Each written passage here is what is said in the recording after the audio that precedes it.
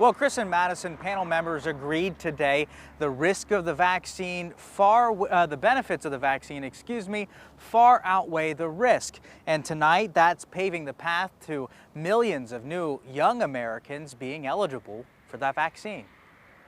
Out of 18 voting members, 17 voted yes, and we had one abstain. With that vote, 3.3 million kids in California became a step closer to becoming eligible for the coronavirus vaccine.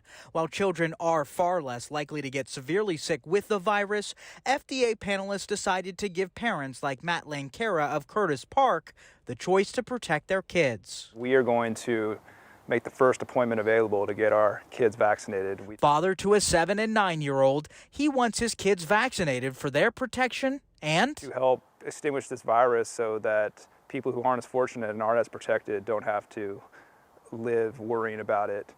Still, some parents remain hesitant. Who knows how that's going to affect their growth going forward, even if it's a short-term problem.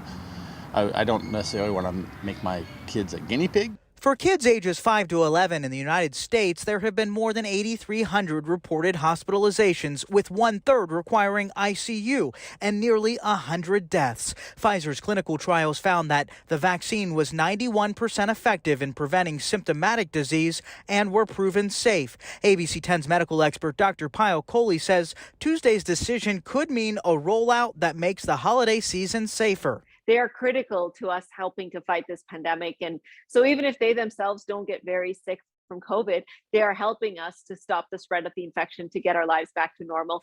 The rollout will be different than with adults. Coley says we're less likely to see mass clinics and pharmacy vaccinations and more vaccinations at pediatric offices, schools, and community centers in places where kids feel more comfortable.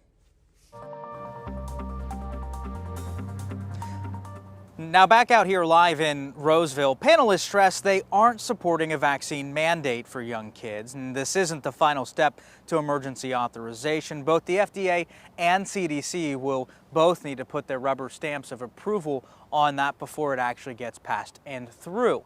Meanwhile, Placer County officials say as soon as the eligible populations are ready to get the vaccine, the county will be ready.